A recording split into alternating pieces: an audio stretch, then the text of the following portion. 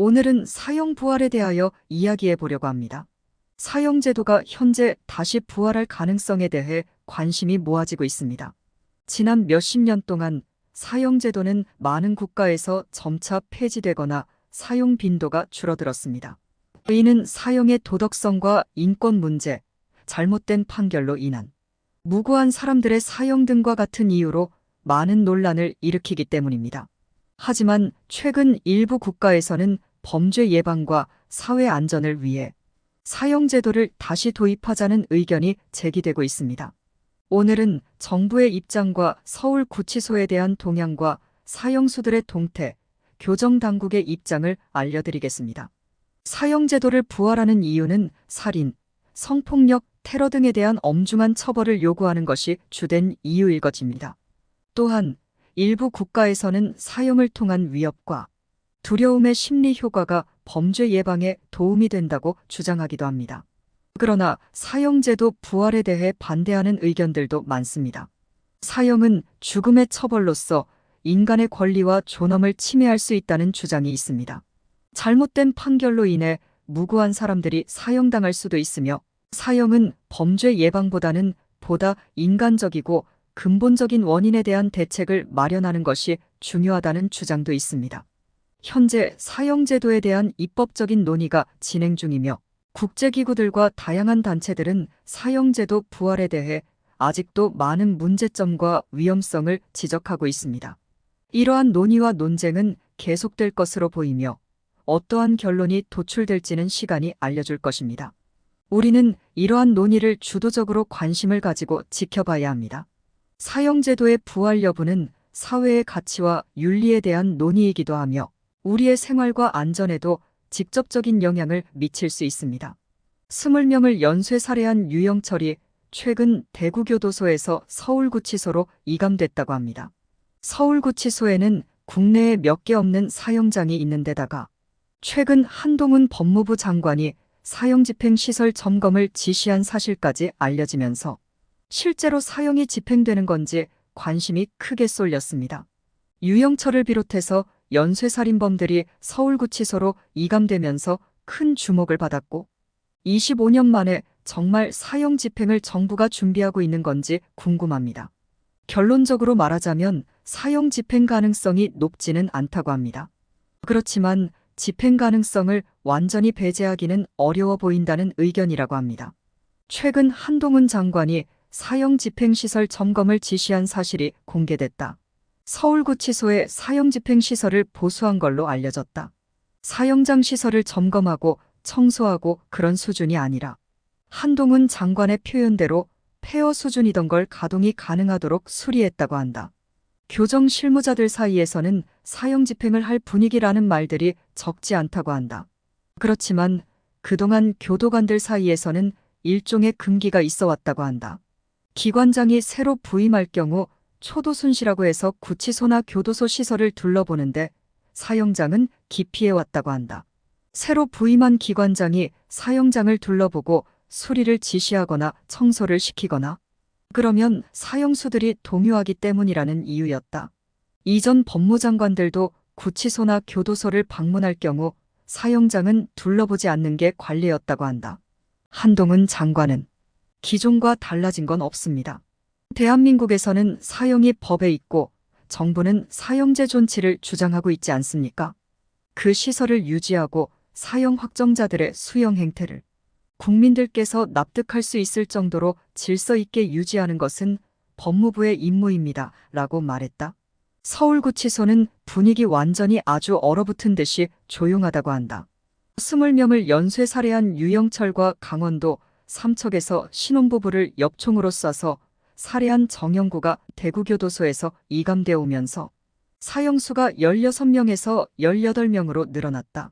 서울구치소에는 아내와 장모 등 10명을 살해한 강호순, 여성과 노인 9명을 살해한 정두영 등 다른 연쇄살인범 사형수들도 수용돼 있다. 최근 사형 집행 문제가 부각되면서 구치소 안에서 일어나던 폭행이나 소란행위가 크게 줄어들었다고 한다. 사회에서 흉악범이 나오거나 사형 문제가 부각되면 이러다 정말 집행하는 건 아닐지 불안해하기도 하며 사형수들이 조용해진다고 한다. 교정당국에서는 유영철을 이감한 이유는 무엇일까? 교정행정상 필요에 의해서 옮긴 것이지 사형 집행 때문에 옮긴 건 아니라고 한다. 다만 대구교도소는 곧 이전할 예정인데 신축한 시설에는 사형 집행장이 설치되지 않는 건 사실이라고 한다. 그렇지만 유영철은 처음에는 서울구치소에 수감돼 있다가 여러 차례 사고를 치면서 대구교도소로 이감이 됐고 대구교도소에서도 여러 번 사고를 쳤다고 한다. 사형수들의 경우 정기적이지는 않지만 종종 이감을 하는데 구치소는 미결수들이 수감돼 있어서 작업시설이 없다.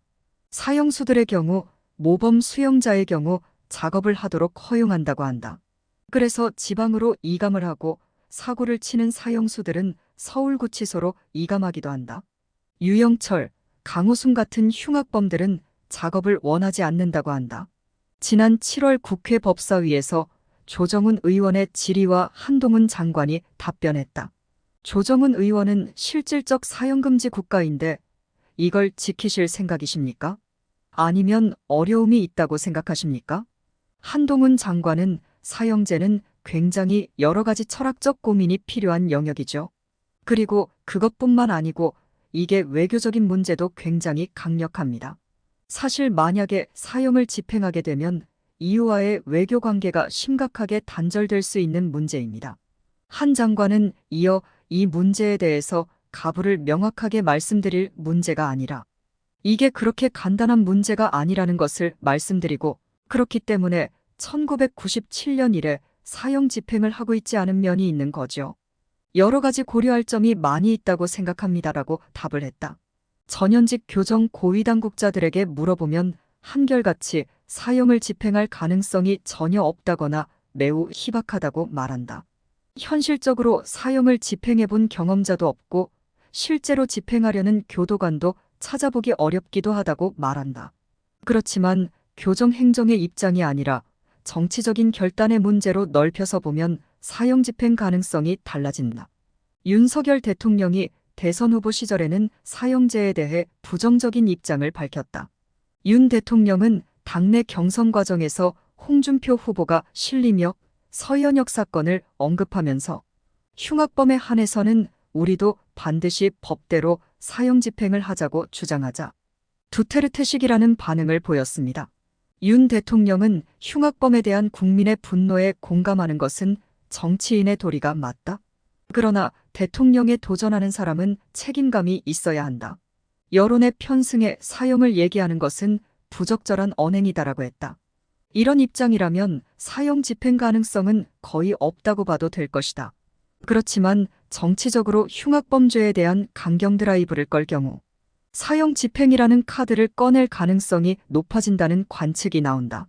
잇따른 강력범죄가 발생하자 지난 8월 22일 정부 여당이 묻지마 흉악범죄 대책 마련 당정협의회를 열었다.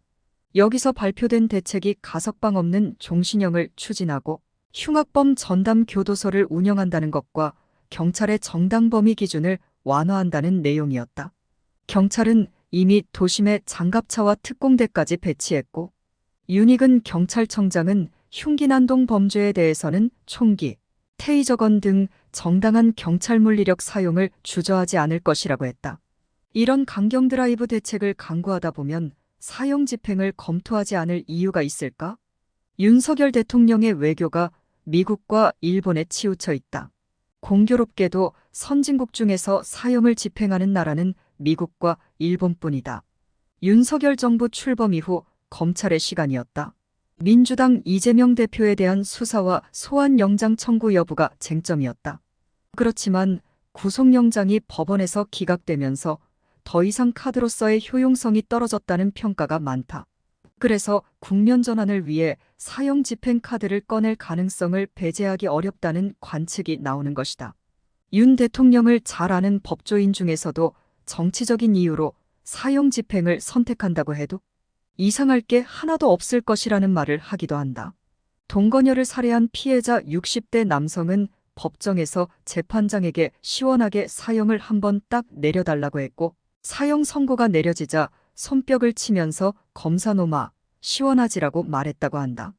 피해자는 재판에 앞서 검사가 사형 선고 나오기를 학수고대하고 있을 건데 재판장이 검사 소원 한번 들어주기 바란다는 내용의 문서를 재판부에 내기도 했다.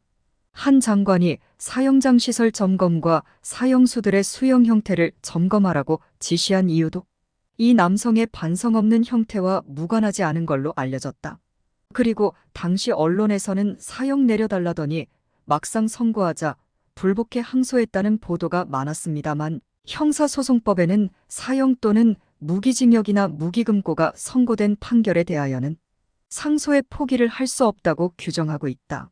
자동으로 항소나 상고가 이뤄지는 것이다. 사형제 문제는 헌법재판소에서도 세 번째 위헌 여부를 심판하고 있어서 어떤 결론을 내릴지 주목된다. 헌재가 위헌으로 결정할 경우 사형 집행은 불가능하다. 그래서 정부가 사형과 무기징역 사이에 가석방 없는 종신형을 추진하고 있지만 입법 과정에서 논란이 될 전망이다. 여러분은 어떻게 생각하시나요? 여러분의 의견이 궁금합니다.